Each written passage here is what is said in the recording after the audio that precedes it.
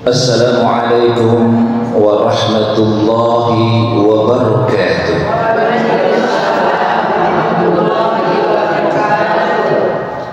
Bismillah, alhamdulillah, wassalatu wassalamu ala rasulillah sayyidina Muhammad ibn Abdillah wa ala alihi wa ashabihi wa mawalah, la hawla wa la quwwata illa billah. Rabbi shrah li sadri wa yassir li amri wahlul 'uqdatam min lisani yafqahu qawli. Faqad qala Allah ta'ala fi kitabihil karim, a'udzu billahi minasy syaithanir rajim. Ya ayyuhalladzina amanu taqullaha haqqa tuqatih wa la tamutunna illa wa antum muslimun. Wa qala Rasulullah sallallahu alaihi wasallam, ittaqillaha haitsu ma kunta wa atbi'is sayyi'atal hasanata tamhuha wa khaliqin nasi bi khuluqil hasan. Shadaqallah wa shadaqa rasulun nabiyul habibul karim wa nahnu ala dzalika minasy syahidin wasyakirin walhamdulillahi rabbil alamin. Ibu-ibu yang dirahmati dan dimuliakan Allah Subhanahu wa taala. Bagaimana, sehat semua? Alhamdulillah atas nikmat yang begitu banyak yang tak terhingga yang Allah berikan kepada kita.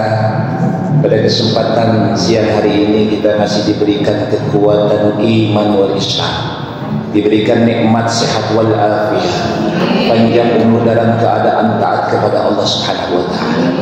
Mudah-mudahan kumpulnya kita pada siang hari ini menjadi sababiyah dimasukkannya kita kepada dalam surganya Allah Subhanahu wa taala. Amin ya rabbal alamin. Salawat sering salam kita curah limpahkan kepada kekasih kita, yakni baginda Nabi besar Nabi Muhammad sallallahu alaihi wasallam, kepada keluarganya, sahabatnya, keturunannya, anak-anaknya, para pengikutnya, termasuk kita di dalamnya yang senantiasa taat dan patuh terhadap segala perintah-perintah Allah dan Rasulullah SAW. Mudah-mudahan kita bisa berkumpul nanti bersama baginda Rasulullah SAW di surganya Allah Subhanahu wa taala. Amin ya rabbal alamin. Ibu-ibu sekalian, suatu ketika tatkala baginda Rasulullah SAW melaksanakan Isra Mi'raj, jadi ada peristiwa namanya Isra Mi'raj, di mana baginda Rasulullah diperjalankan Allah dari Masjidil Haram ke Masjidil Aqsa, yang kemudian dimi'rajkan bertemu dengan Allah Subhanahu wa taala. Ketika baginda Rasulullah dimi'rajkan, maka baginda Rasulullah SAW kemudian masuk ke dalam surga. Dalam hadis yang diriwayatkan oleh Anas bin Malik, bahwa baginda Rasulullah SAW bersabda, dakhaltul jannata, saya masuk ke dalam surga, fasami'tu khasfatan, saya mendengar langkah-langkah kaki, fakultu man hadha, maka kemudian kata baginda Rasulullah, siapa itu? Faqalu, maka malaikat menjawab, hadihi Gumaisatu bintu Milhan ummu Anas bin Malik.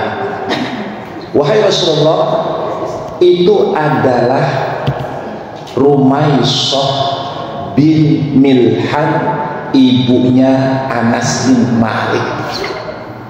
Jadi Rasulullah di surga ketika dimi'rajkan melihat seorang perempuan yang jadi penghuni surga yang bernama Rumaisah bintu Milhan, yang kita kenal dengan Ummu Sulaim. Tahu Bu Ummu Sulaim? Tahu Bu? Ummu Sulaim itu ibundanya dari Anas bin Malik. Nah, untuk mengenal kenapa Ummu Sulaim ini kemudian masuk dalam surga padahal belum meninggal. Tuh, belum meninggal saja sudah masuk surga. Bahkan belum masuk Islam. Karena Ummu Sulaim saat itu belum masuk Islam. Tapi Rasulullah melihat Ummu Sulaim atau Rumaiso itu di dalam surga. Jadi ketika Mi'raj ada 3 orang yang ditemui Rasulullah di dalam surga. Yang pertama Rumaiso atau Ummu Sulaim, yang kedua Bilal Muazzin, dan yang ketiga Umar bin Khattab. Jadi di surga ada 3 orang yang langsung ditemui oleh Allah ketika Mi'raj. Nah, dalam kesempatan yang berbahagia ini, mari kita sama-sama coba apa sih sebenarnya yang menyebabkan Ummu Sulaim sudah ada di dalam surganya Allah Subhanahu wa taala padahal orangnya belum menikah. Yang pertama tentu harus kita tahu siapa Ummu Sulaim. Ummu Sulaim itu adalah dia tinggal di Madinah yang saat itu masih bernama Yasrib. Jadi ada Mekah, ada Madinah. Belum Madinah namanya saat itu. Jadi sebelum hijrah namanya Yasrib. Nah, beliau lahir di situ. Yang namanya Rumaiso binti Milhan binti Jaid, yang nanti turunannya adalah sebagai termasuk Al-Ansari, termasuk kelompok Ansar. Ada Muhajirin, ada Ansar. Nah, Ummu Sulaim ini dia menikah dengan Malik, ya, yang masih kafir saat itu, belum agama Islam, dengan Malik bin Ka'ab. Dia nikah dan kemudian dikaruniai seorang anak namanya Anas bin Malik. Ummu Sulaim ini parasnya cantik, orangnya baik, dalam bahasa kita soleh, ya. Dan ketika Rasulullah SAW melakukan hijrah ke Madinah, Ummu Sulaim ini adalah wanita pertama yang masuk Islam. Dan kemudian Ummu Sulaim ini mengajak suaminya Malik untuk masuk Islam, tetapi Malik tidak mau, menolak, ya. Tetapi kemudian Ummu Sulaim tetap berlaku sebagai seorang istri kepada suaminya, karena belum ada turun keharaman tentang menikah beda agama, belum ada saat itu. Nah, kemudian Ummu Sulaim mengajari Anas bin Malik mengucapkan 2 kalimat syahadat, mengajarkan tentang dasar-dasar akidah. Saat itu usianya masih 2 tahun untuk Anas bin Malik. Lama kelamaan Malik melihat Anas, anaknya itu diajari tentang Islam, tak suka, marah dia. Kamu kalau Islam, kamu Islam sendiri saja, jangan ngajarin anak-anak itu. Kalau bahasa kita gitu tuh, kalau bahasa Medan horas. Kalau ini kalau meluk Islam, Islam saja kau, tak perlu ngajarin anak kamu itu. Kata-kata begitu. Nah, kemudian gak terimalah si Malik ini dan dia meninggalkan daripada Ummu Sulaim. Pergilah dia ke suatu tempat dan kemudian di tengah jalan ternyata dia mati terbunuh. Dalam cerita begitu. Maka akhirnya Ummu Sulaim menjanda. Baru sekarang oh aku rasakan tak punya suami, oh hidup sendirian. Waduh. Itu lagunya yang galau, Bu. Tapi kalau Ummu Sulaim nggak galau.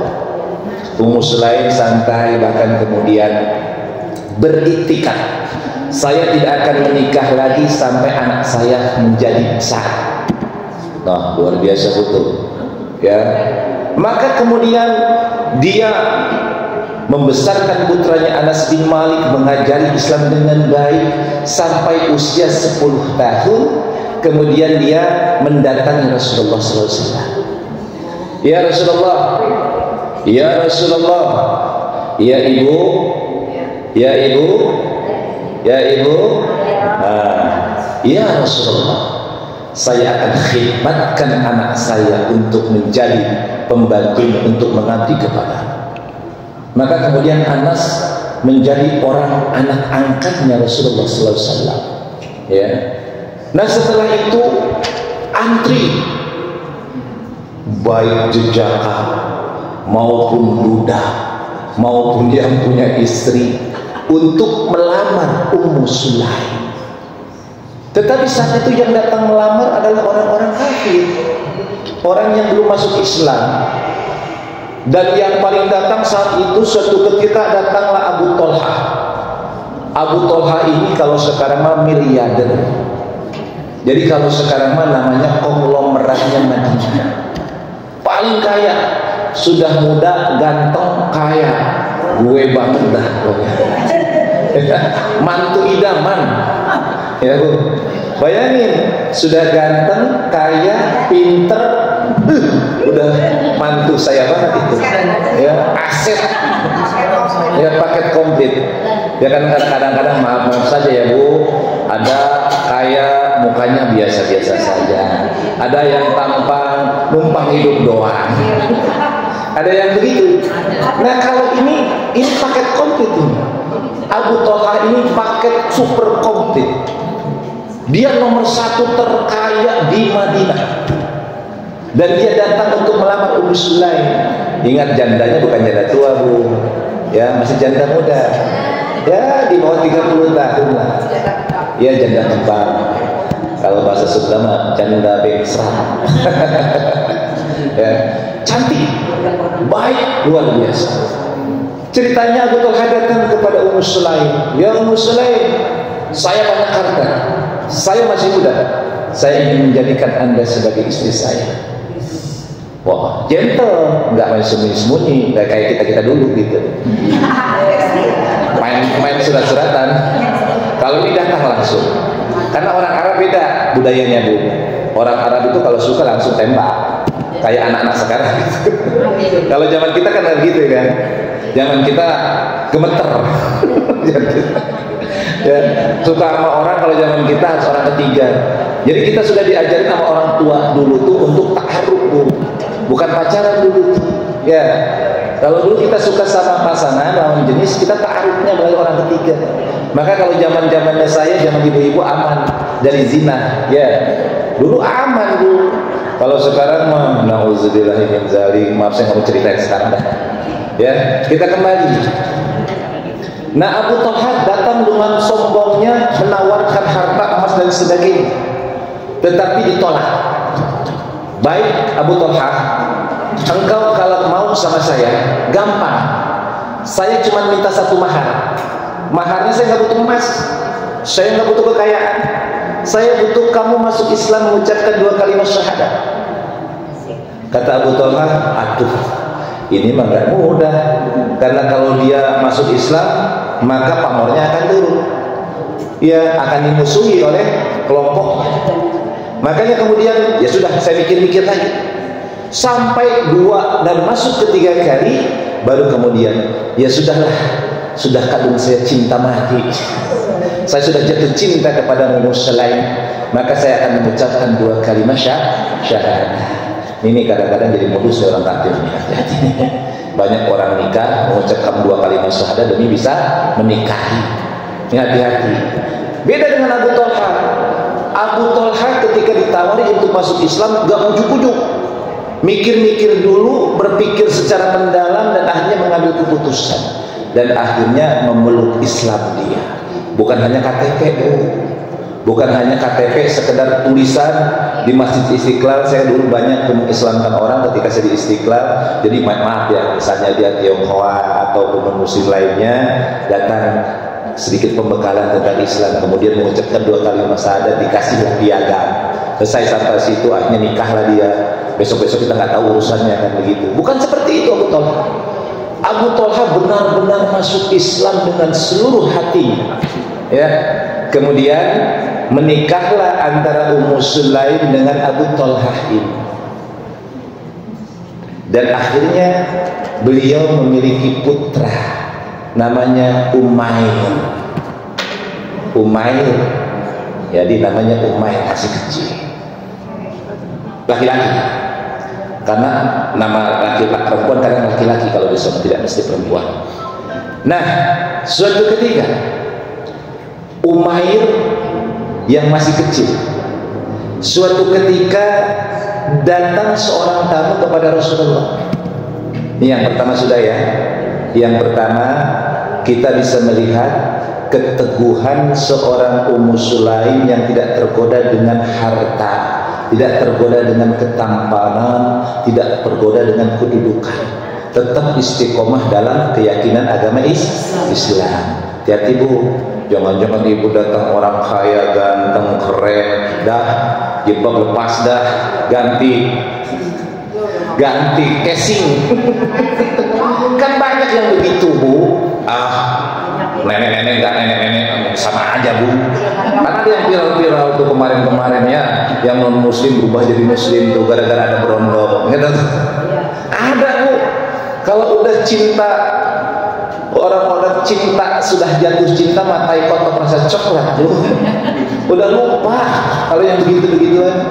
Nah, Ummu Umair tetap, Ummu Sulaim tetap dalam keyakinan agamanya, nggak tergoda dengan harta yang ditawarkan, dengan kedudukan dan lain sebagainya. Bahkan sebaliknya, membuat orang yang kafir menjadi muslim. Nah itu Bu, contoh untuk kita. Jangan kita gampang digoda dengan hal-hal harta, rupa, kedudukan atau apapun. Jangan Bu. Ya Bu, ini mau pilpres Bu, awas serangan fajar, hati-hati, jangan goyang. Saya tidak sebutin partainya Bu, orangnya enggak, cuma istiqomah. Pilihlah yang sesuai dengan kriteria yang dijelaskan oleh agama kita. Ya, yang apa? Sidik, amanah, tabligh, patonah. Cari loh yang sidik dari ucapannya dia, dari bagaimana kejujurannya dia, dilihat daripada bagaimana amanah dia memangku jabatan yang telah diembannya, terus dilihat bagaimana kecerdasan berbicara dan analisanya. Saya nggak nyebutin orangnya loh Bu, nanti marah Pak Ustaz mendukung ini lah. Enggak, kita berbicara tentang konsep agama. Jadi di dalam Islam kita memilih pemimpin atau wakil-wakil kita, kriterianya adalah Rasulullah SAW.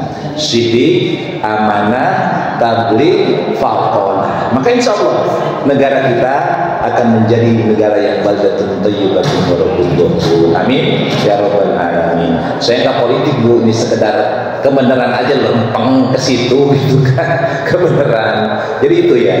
Jadi ketika kita menghadapi kenyataan hidup ini, berpegang teguh dalam iman kita. Pegang teguh. Mau apapun yang di depan mata kita, godaan yang menenakkan ataupun menyakitkan, tetap dalam iman.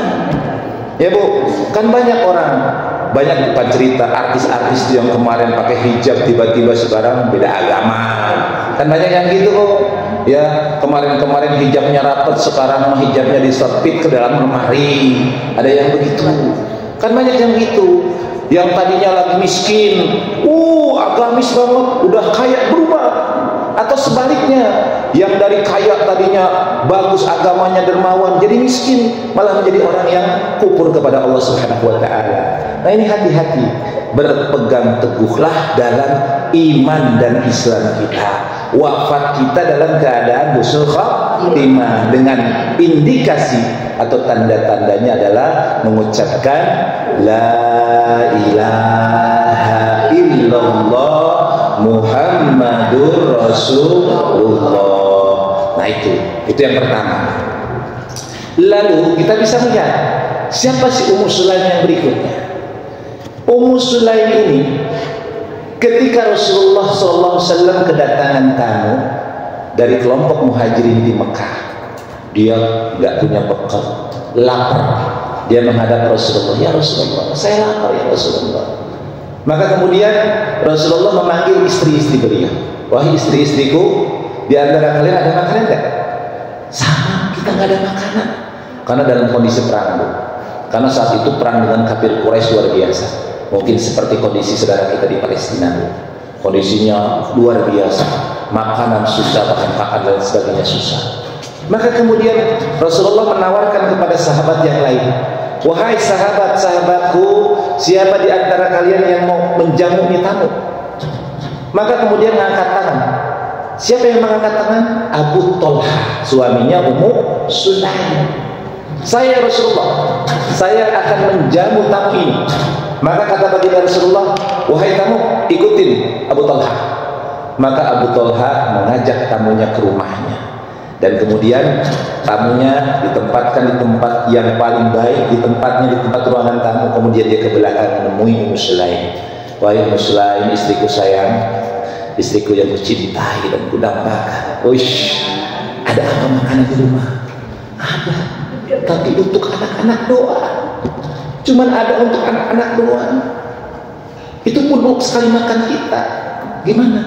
Ya udah, sekarang ini kamu siapkan tempat makan dengan sebaik-baiknya. Kebetulan malam, terus kamu nyalakan lampu.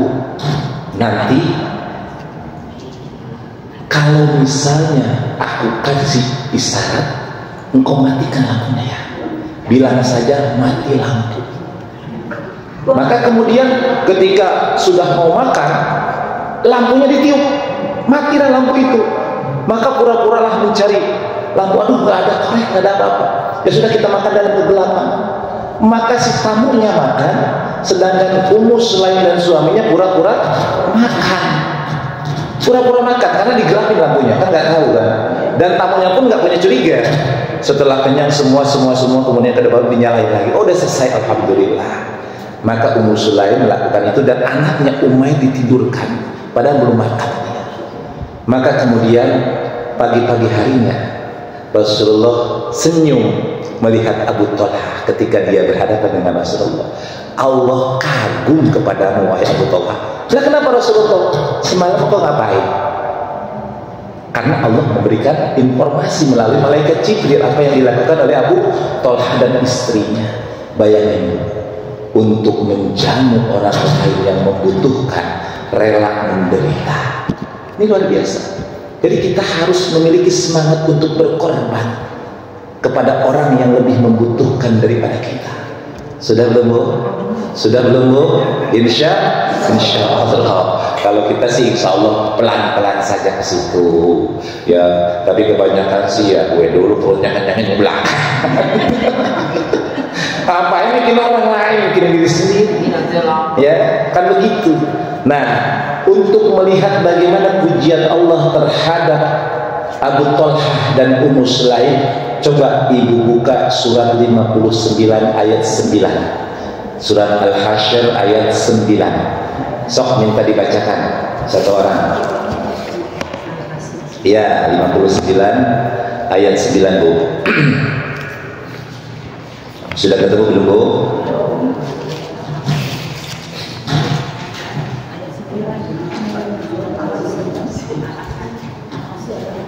Ya, yang punya handphone cepet tuh. Sok Bu aja baca ayat 9-nya.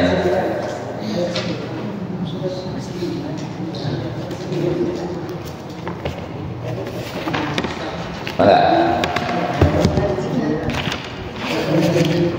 Kabut.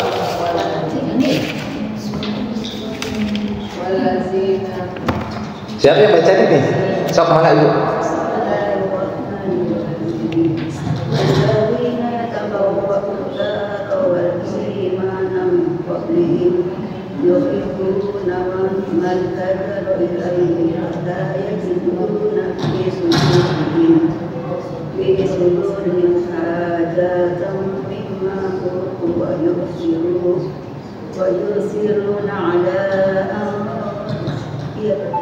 Wa yu'siruna ala ya wa yu'siruna ala anfusihim walau kana bihim khasasah wa man yuqa shuhha nafsihi fa ulaika humul muflihun. Ya, shadaqallahul azim. Yang jadi tekanan adalah wa yuksiruna ala anfusihim walau kana khasasa. Artinya dia mengorbankan dirinya demi saudaranya walaupun dia sangat membutuhkan. Nah itu Bu, itu sampai Allah puji itu perbuatan Abu Talha dan Ummu Sulaim. dia mengutamakan orang yang lebih membutuhkan dibandingkan dirinya. Nah ini nggak mudah, Bu. Ya, nggak mudah. Ini dalam bahasa sekarang ini adalah karakter pahlawan. Siapa? Jenderal Sudirman misalnya, kita melihat ya, dalam kondisi sakit-sakit memimpin gerilya perang. Dia mengutamakan bangsanya daripada dirinya.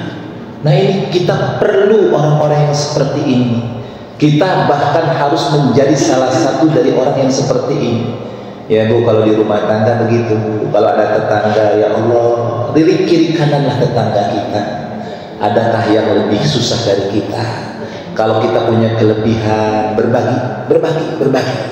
Ya, jangan kita tidur kenyang, tetangga kita anaknya nangis-nangis gara-gara enggak bisa makan atau lain sebagainya. Jadi ini Ummu Sulaim dan Abu Talha mengutamakan orang lain dibandingkan dirinya. Dan yang ketiga, kenapa Ummu Sulaim masuk surga yang kemudian ditemui oleh Rasulullah SAW ketika Mi'raj? Jadi suatu ketika, ini dengar dulu, suatu ketika Abu Talha berangkat bersama Rasulullah SAW untuk berjihad. Dan sebelum berangkat, kondisi Umair anaknya dalam kondisi sakit keras, sakit parah. Berangkatlah Abu Talha bersama Rasulullah SAW, dan kemudian ketika berangkat ternyata Umair meninggal dunia. Ya kalau sekarang kan tinggal telepon gampang. Kalau zaman dulu kan susah. Ya, meninggallah Umair ini. Dan kemudian apa yang kata Ummu Sulaim katakan? Wahai saudara-saudaraku, jangan kau mengatakan apapun tentang anakku yang sudah meninggal kepada Abu Talha. Biar aku sendiri yang akan menyampaikan kepada suamiku. Maka kemudian ceritanya, setelah beberapa hari melakukan perjalanan itu, kembalilah Abu Talha ke rumah Ummu Sulaim. Ketika kembali disambut dengan mesra, selayaknya pasangan yang baru menikah. Disambut dengan luar biasa, dandan secantik-cantiknya, bukan pakai kebaya yang baru digosok dicuci seminggu yang lalu. Jadi kalau mau nyambut suami pulang kerja itu yang cantik. Ya, jangan maaf saja kan ada, bukan di sini. Kalau sini insya Allah semuanya juga suami pulang senyum merekah, ya kan? Ya, senyum merekah. Wah, luar biasa cantiknya bagi suami. Insya Allah. Jangan ketawa Bu. Usahain begitu. Hati mangkal simpel dulu. Maka kita contoh nih Ummu Sulaim. Ya, kita contoh Ummu Sulaim. Maka kemudian suaminya disiapkanlah mandinya, disiapin makannya, sudah semuanya selesai, kemudian disiapkan tempat tidurnya. Dan kemudian ketika ditanya, anak kita lagi di mana? Istriku saya, oh anak kita sudah di tempat yang lebih baik. Karena sakit kan? Bagaimana kondisi anak kita? Di mana? Oh anak kita sudah di tempat yang lebih baik. Kata Ummu Sulaim, nggak bohong, memang benar kan? Karena dipanggil oleh Allah. Maka tenanglah Abu Talha. Kemudian layaknya pengantin muda dengan rasa rindu, dilepaskanlah rasa rindu. Dan kita sudah tahu apa yang dilakukan sebagai suami istri, dilayani dengan sebaik-baiknya. Sampai bahasa kata Abu Talha lemes. Ya, lemes kecapean maksudnya. Nah kemudian akhirnya Abu Talha ini pagi-paginya setelah sholat subuh, setelah pagi-pagi sebelum sholat subuh, karena sholat subuh di Masjid Nabawi, Ummu Sulaim kemudian membangun suaminya setelah kelihatan lelahnya ini.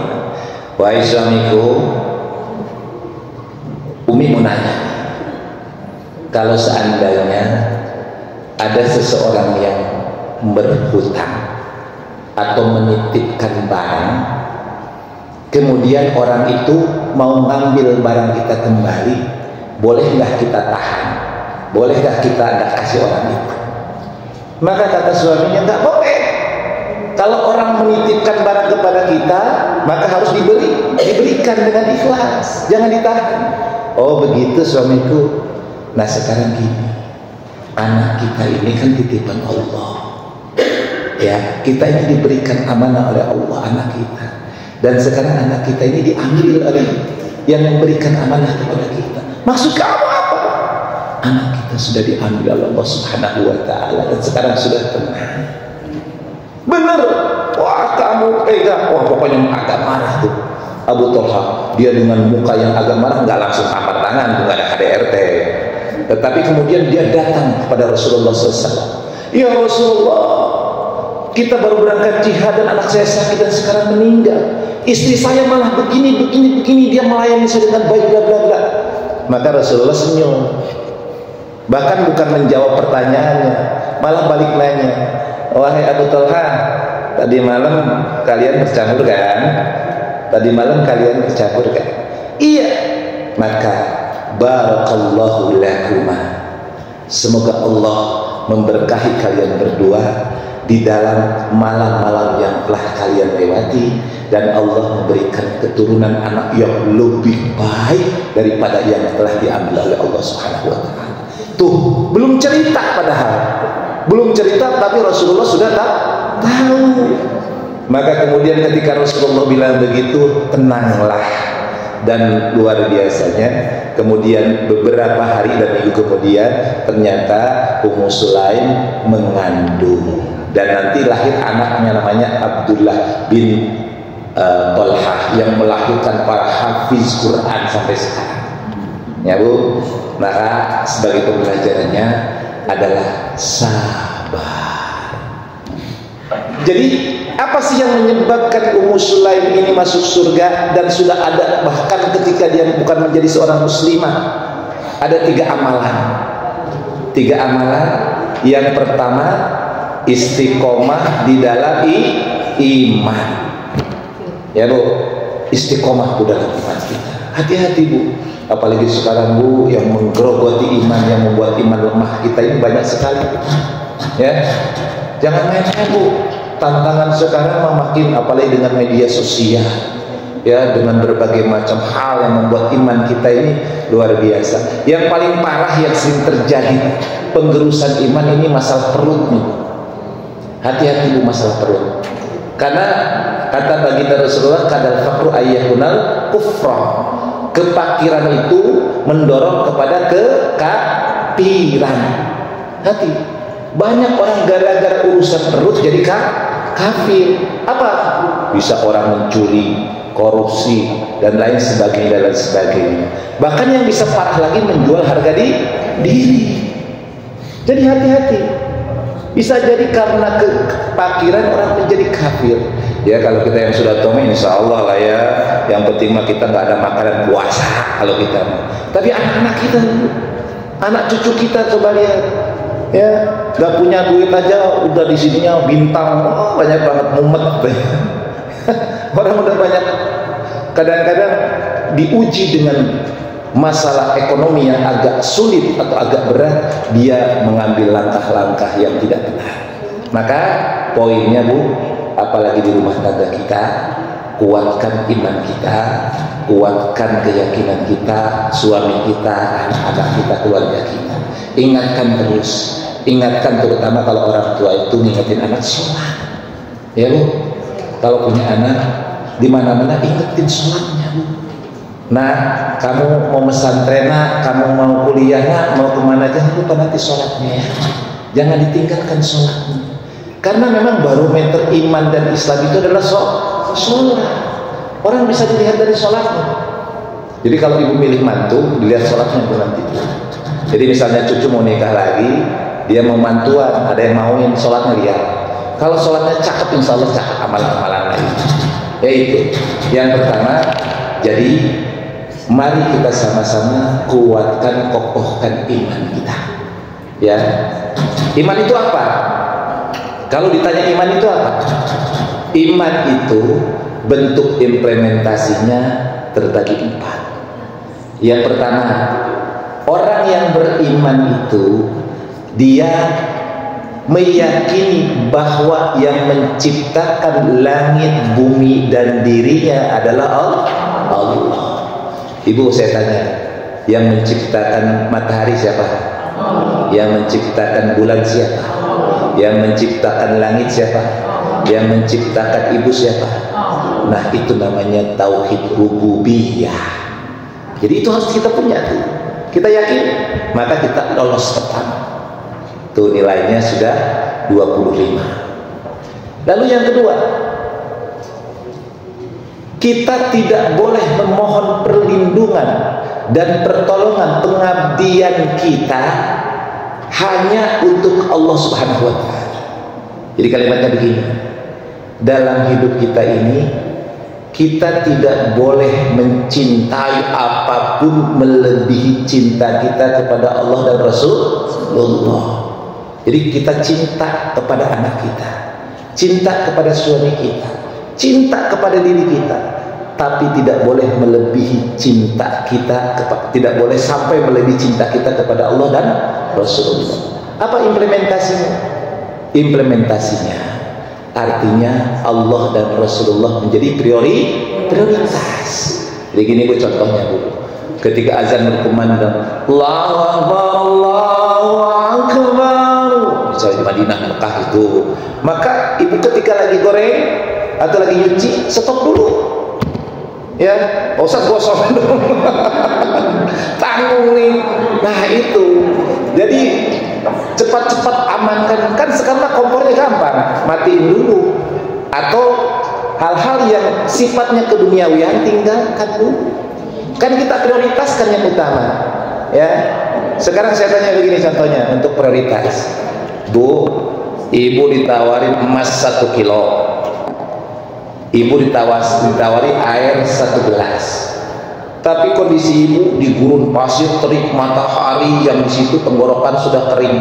Kira-kira milih mana? Air. Di sini air banyak Bu, beli.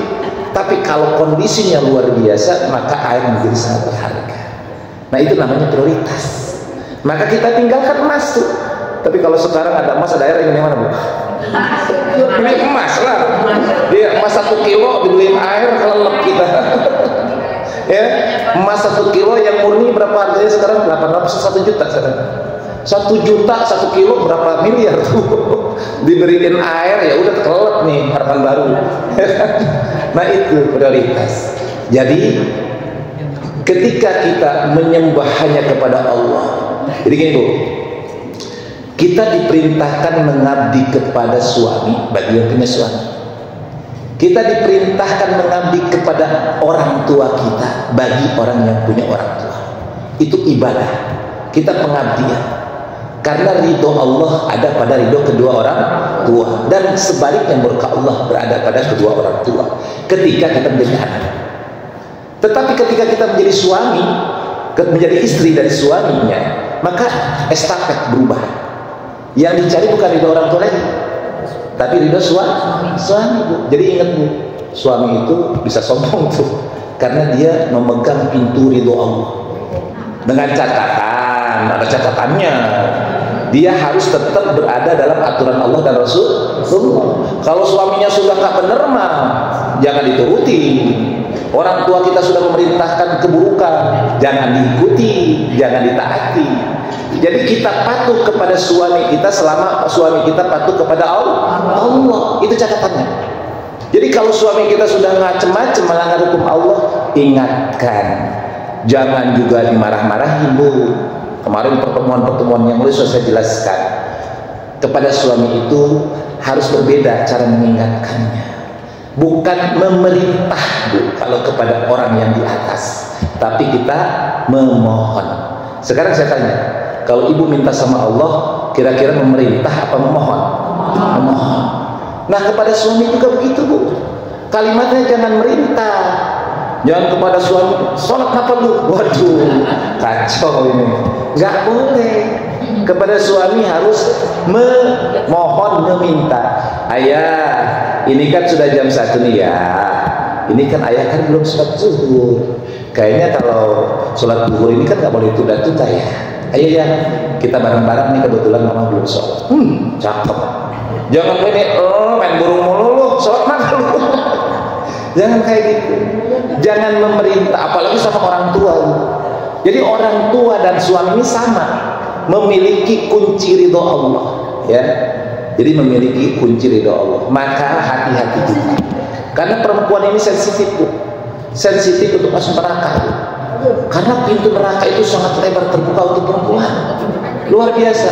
Terutama mendurhakai pasangan hidupnya, Bu, luar biasa. Jadi saya nggak main-main ini, Bu, serius. Banyak orang yang jatuh, istri-istri yang jatuh ke neraka gara-gara dia bersikap kepada suaminya tidak sesuai dengan tuntunan dari Allah dan Rasulullah. Maka, Bu, udahlah, kita tahan emosi kita, Bu. Kita insya Allah, ya Allah, saya punya suami, hakikatnya ini adalah dari Allah. Saya bukan patuh kepada suami saya sebenarnya, tapi saya taat kepada suami karena ini adalah perintah Allah. Ya, Bu, insya Allah. Jadi itu harus dipegang, Bu, ya. Jangan ini mah masya Allah, kadang-kadang maaf ya. Ya, tapi kadang-kadang suaminya juga nggak tahu diri juga. Banyak juga yang suaminya nggak ngerti agama juga. Tapi insya Allah nih, para istri di sini udah pada ngerti hukum Islam tentang pernikahan. Jadi kalau suaminya nggak ngerti, nanti di rumah kasih tahu. Ya, kalau di rumah ayah, tadi di majelis taklim dikasih tahu ya, begini. Gimana ya? Aduh, alhamdulillah, besok-besok ayah akan berubah sikapnya. Kan siapa tahu kan hidayah kata ya, Bu. Kalau kemarin-kemarin maaf banyak terjadi hal-hal yang tidak kita harapkan, insya Allah nanti kedepannya akan lebih baik lagi. Nah, itu yang pertama, Bu. Jadi yang tadi tauhid rububiyah, yang kedua tauhid uluhiyah. Nah, yang berikutnya adalah kita tidak boleh berhukum kecuali dengan hukum Allah. Sekarang hukum itu bukan hukum di penjara aja, Bu. Sekarang saya tanya, hidup kita sudah diatur oleh Allah belum? Hidup kita diatur oleh Allah enggak? Kira-kira kita kalau di rumah tangga ngikutin aturan Allah apa aturan kita sendiri? Kalau kita di perusahaan atau di pekerjaan kita ngikutin aturan Allah atau orang lain? Aturan Allah, Bu, yang ngikutin. Jadi, Ibu, kalau rumah tangga itu rumah tangga Allah yang dipakai. Jadi ada hak dan kewajiban antara suami dan istri, antara orang tua dan anak. Kalau misalnya kita berdagang, ikutin aturan Allah. Allah mengharamkan riba, jangan riba. Allah mengharamkan mencurangi takaran, jangan mencurangi takaran. Ya, yang sekarang lagi tren itu zaman sekarang ini adalah pinjaman Bank Emok, Bu. Yaitu pinjaman online, pinjaman rekening. Kan sekarang sudah tren. Bahkan jadi masalah nasional sekarang kan. Yang dibahas oleh calon-calon presiden kita kan tentang masalah itu. Pinjaman online yang sedang mewabah, yang melibatkan masyarakat, menghimpit masyarakat. Karena bayangkan saja, Bu, minjam sekian sampai bunganya 50% dengan tempo-tempo waktu yang kadang-kadang tidak pasti. Bahkan dalam 7 hari, 14 hari sudah kembali. Kan luar biasa. Nah, ini yaitu yang online. Yang offline, yang langsung kan banyak juga tuh orang datang, dia meminjam, lagi susah kan. Nah, iyalah, sudah paham. Nah, ini kan jadi masalah begitu. Jangan sampai kita terjerumus pada hal yang itu. Jadi itu ya, Bu, kita berhukum dengan hukum Allah. Lalu yang kedua, yang membuat Ummu Sulaim masuk surga adalah bahwa namanya iksar. Ya, iksar namanya. Iksar itu rela berkorban. Nah, Ibu sekarang harus punya semangat untuk rela berkorban. Rela berkorban. Sekarang saya tanya, Ibu sebagai seorang ibu banyak berkorban nggak untuk anaknya? Masya Allah ya, Bu. Kira-kira Ibu nyesel nggak? Enggak, malah bangga. Apalagi bisa mengantarkan anak-anaknya sukses ya, Bu. Bolehlah saya nggak makan, yang penting anak saya nggak sampai kelaparan, ya, Bu ya. Bolehlah saya bajunya hanya lebaran itu lagi, yang penting anak saya lebaran bajunya baru, ya kan begitu, Bu. Bolehlah saya sekolahnya sampai SD saja, yang penting anak saya bisa sampai perguruan tinggi, bahkan sampai doktor, kan begitu kan kita. Itu semangat berkorban orang tua untuk anak-anaknya. Tapi jangan sampai cukup di situ saja. Perlu kita mengorbankan diri kita demi meraih surga. Ingat, Allah sudah membeli jiwa kita dan harta kita dengan surga. Jadi jangan salah, ketika kita berkorban jiwa kita, perasaan kita, penderitaan kita, ekonomi kita korbankan untuk Allah dengan berbagai macam bentuk jihadnya. Kan sekarang ibu masak aja kan jihad, ibu nyuci piring jihad, Ibu gosok pakaian suami, jihad, ya kan, semua jihad. Ketika kita mengorbankan untuk keluarga kita, itu jihad. Termasuk suami berangkat pagi mencari rezeki untuk nafkahi kita, istri-istri, itu jihad.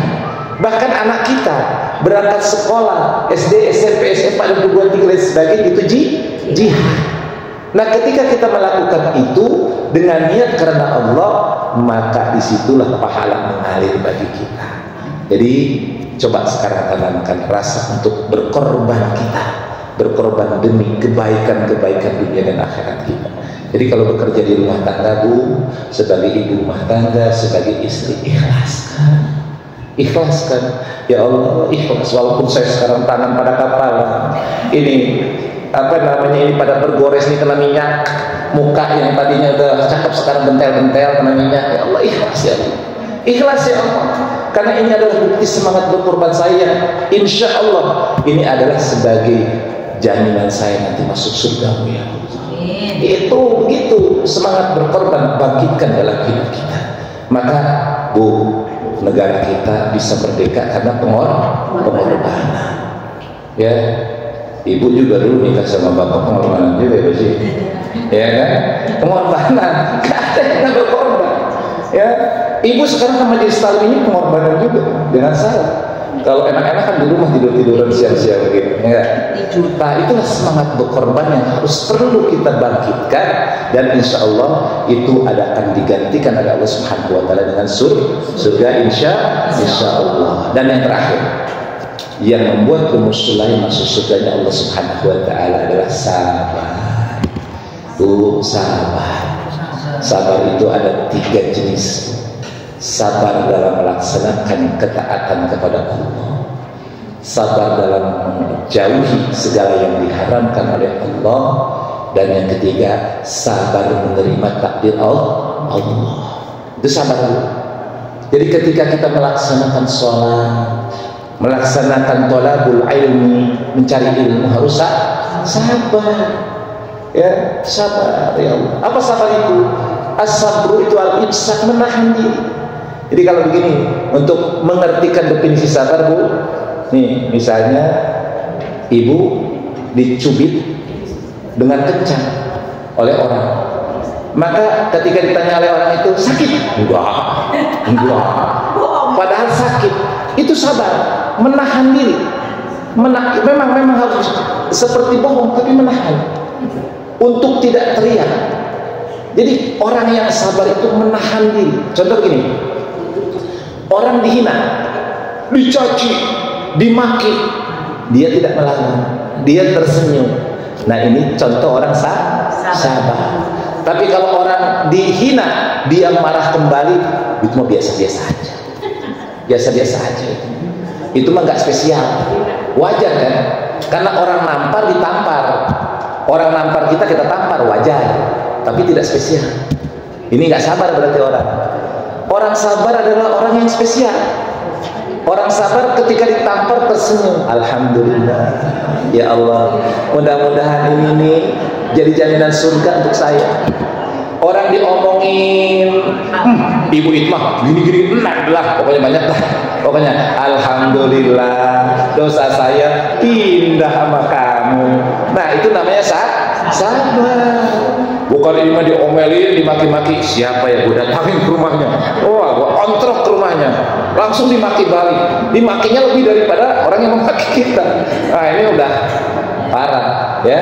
Jadi orang sabar itu adalah orang yang mampu menahan dirinya, padahal dia mampu untuk mengungkapkan, mengekspresikan apapun yang dia inginkan.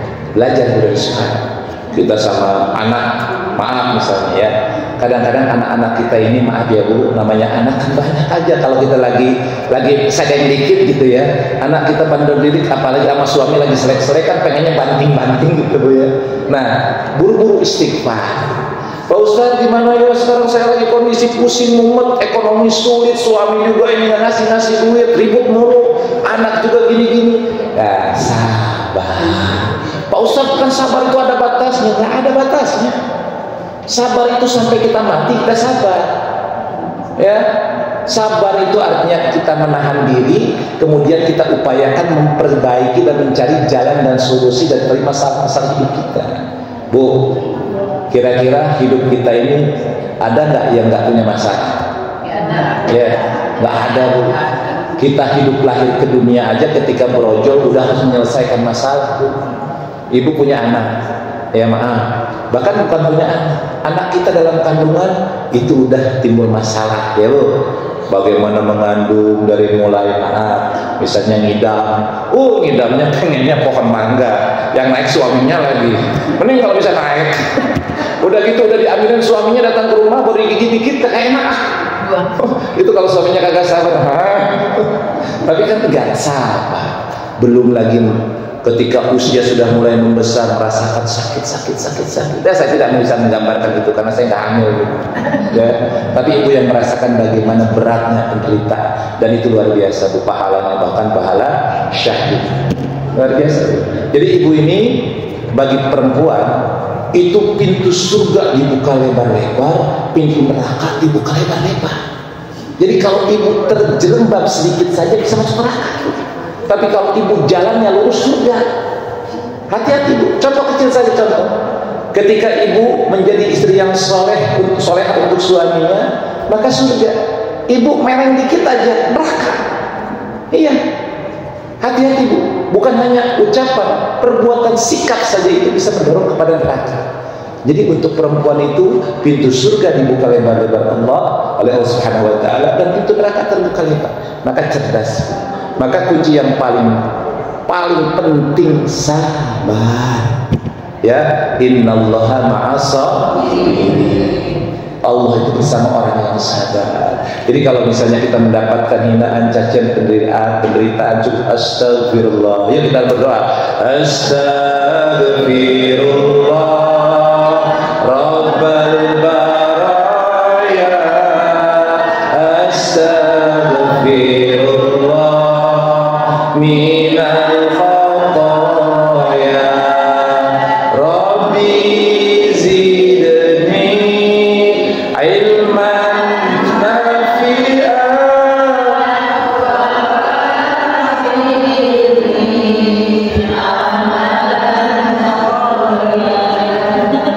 wa wahabli rizqan wasi'an wa tub alaina taubatan nasuha wa tub alaina taubatan nasuha astagfirullah rabbal baraya, astagfirullah minal khataya.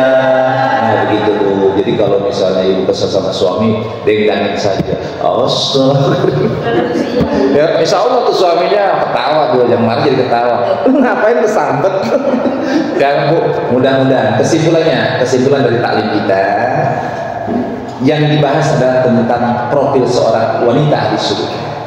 Kita berdoa mudah-mudahan kita semua, khususnya ibu-ibu yang ada di sini, akan termasuk wanita-wanita ahli surga. Oleh karenanya, untuk menjadi wanita ahli surga, pertama, istiqomah dalam iman. Yang kedua, semangat berkorban dalam hidup ini demi Allah dan demi Rasulullah. Yang ketiga, hidup ini hadapi dengan penuh kesabaran dan ketabahan. Mudah-mudahan Allah memberikan kekuatan dan pertolongannya kepada kita semua untuk mampu istiqomah di dalam iman wal Islam. Ada pertanyaan sebelum saya tutup dengan doa? Ada pertanyaan? Kayaknya sudah puas ya, alhamdulillah. Mari kita sama-sama bermunajat kepada Allah Subhanahu wa taala. Astaghfirullahaladzim, astaghfirullahaladzim, astaghfirullahaladzim. Li walidayya wa li jami'il muslimin wal muslimat wal mu'minin wal mu'minat al ahya'i minhum wal amwat. Allahumma salli wa sallim ala sayyidina habibina wa syafi'ina wa maulana Muhammad sallim radhiyallahu tabaraka wa ta'ala ila rasulillah ajma'in amin ya Allah ya rabbal alamin. A'udzu billahi minasyaitonir rajim. Bismillahirrahmanirrahim. Alhamdulillahi rabbil alamin hamdan syakirin hamdan na'imin hamdan yuwaffi ni'amahu wa yukafi'u mazidah ya rabbana lakal hamdu kama yanbaghi li jalali wajhikal karim wa 'azimi sultani. Allahumma ya Allah, pada siang hari ini kami bermunajat kepadamu ya Rabb. Kami mohon ampunan atas dosa dan kesalahan yang telah kami perbuat. Ya Allah, ya Rahman, ya Ghafur, ampunilah dosa dan kesalahan kami, dosa dan kesalahan kedua orang tua kami. Rahmatilah mereka sebagaimana mereka telah mendidik dan membimbing kami di waktu kecil. Allahumma ya Allah, ampunlah dosa orang tua kami, keluarga kami, guru-guru kami, dan seluruh kaum muslimin wal muslimat, baik yang masih hidup maupun yang sudah wafat. Allahumma ya Allah, jadikanlah keluarga kami keluarga yang sakinah mawaddah warahmah. Jadikanlah anak-anak kami anak-anak yang saleh dan salehah. Allahumma ya Allah, jadikanlah kami adalah orang-orang yang kau masukkan ke dalam surga yang penuh kenikmatan, surga yang penuh dengan keridhaan. Allahumma ya Allah, bukakanlah untuk kami rezeki yang halal, yang barakah, yang lapang, yang luas, yang mampu kami pergunakan di dalam rangka beribadah kepadamu. Ya Rahman, ya Ghafur, ya Karim, berikanlah pertolongan, berikanlah kekuatan kepada kami untuk senantiasa istiqamah di dalam iman, dan berikanlah ketakwaan dalam segala perbuatan amal-amal kami, dan terimalah segala amal ibadah kami. Rabbana hab lana min azwajina wa dhurriyyatina qurrata a'yun waj'alna lil muttaqina imama. Rabbana atina fid dunya hasanah wa fil akhirati hasanah wa qina adzabannar. Walhamdulillahi rabbil alamin. Bi al-Fatihah. A'udzu billahi minasy syaithanir rajim. Bismillahir rahmanir rahim. Alhamdulillahi rabbil alamin arrahmanir rahim maliki yaumiddin. Iyyaka na'budu wa iyyaka nasta'in. Ihdinas siratal mustaqim. Shiratal ladzina an'amta 'alaihim ghairil maghdubi 'alaihim waladdallin. Amin. Demikian kurang lebihnya saya mohon maaf. Usikum wa nafsi bi taqwallah. Assalamualaikum warahmatullahi wabarakatuh.